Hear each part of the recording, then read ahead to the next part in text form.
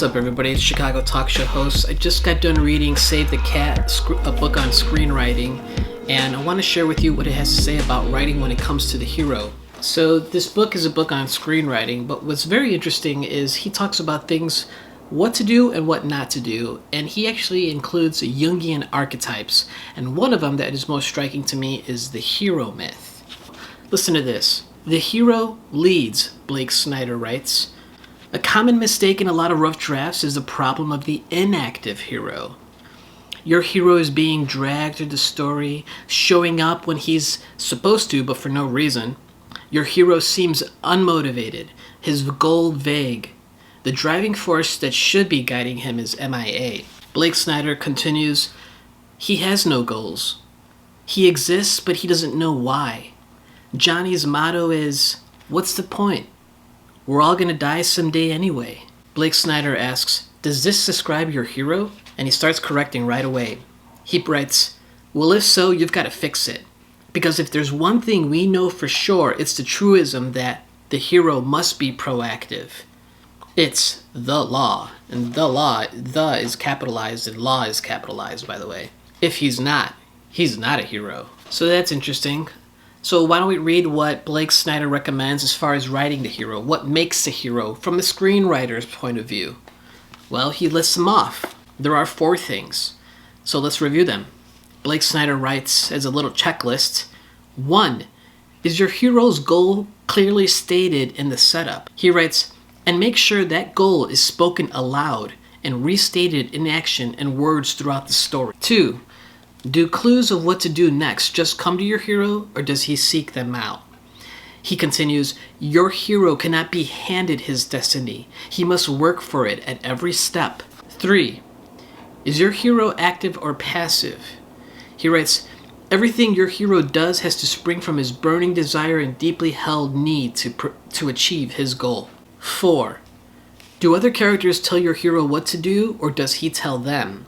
Blake Snyder writes, a hero never asks questions. The hero knows, and others around him look to him for answers, not the other way around. He concludes, the hero knows. He never asks.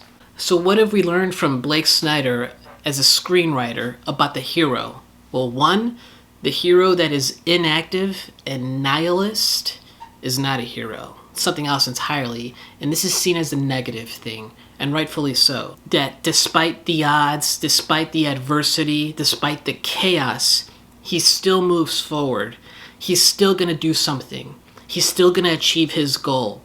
He's going to have to fight for it. He's going to have to do a lot of work to get there, but he's willing to do it. You know, a couple thoughts come to mind when it comes to the checklist. So the first one with the idea of having a goal clearly stated in the setup. Blake Snyder says, is the goal spoken aloud and restated in action and words throughout the story? So I ask you this, as a hero in your own story, is your goal clearly stated? And how are you reaffirming it to yourself? You know, there's something to be said about you're bringing to life your goal, starting with step 1. You're clearly stating, what is it? What is it that you plan on doing, setting, and achieving? Because you can do it, right? But you've got to put that together, and you've got to give it life by speaking it and giving it words. Otherwise, if it's in the clouds or in the mist, how is it supposed to manifest? It's not going to do it by itself. You have to do it. So when Blake Snyder, when he talks about in his checklist, your hero cannot be handed his destiny. He must work for it at every step.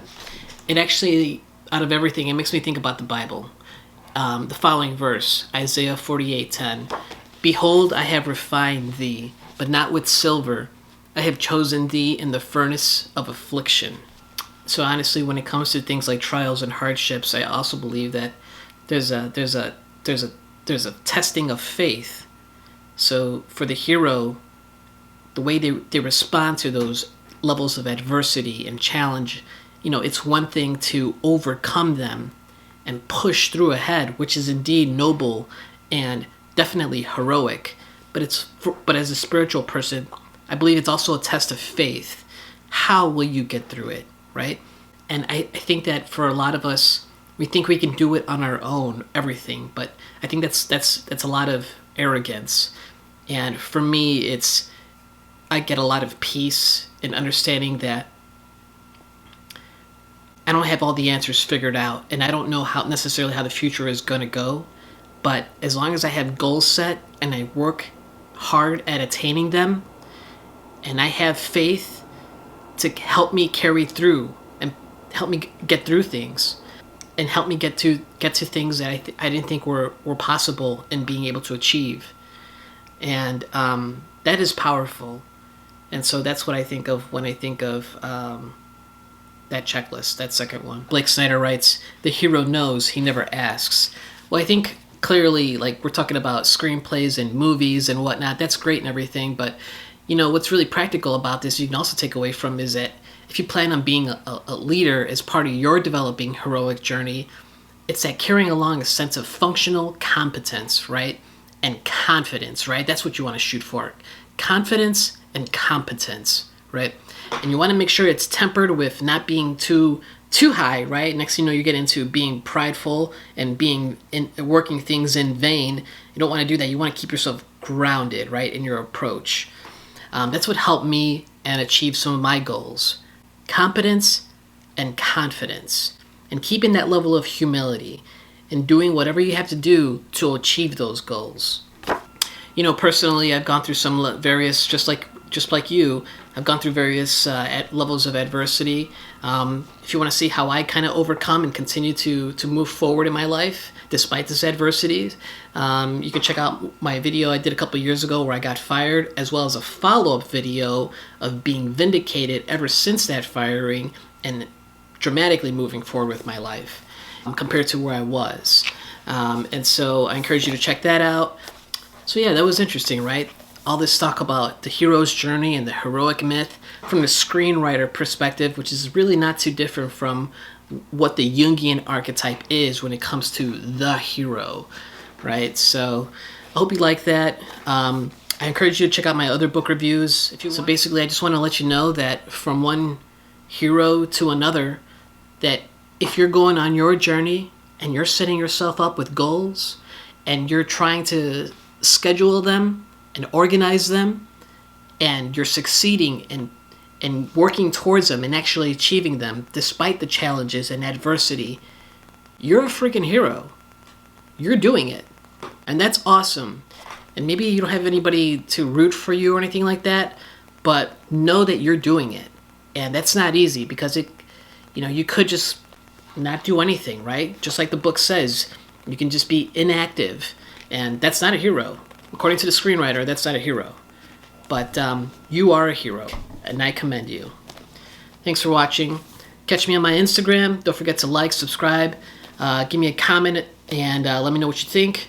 Thanks for watching. Chicago Talk Show host. I'll catch you guys later. Peace.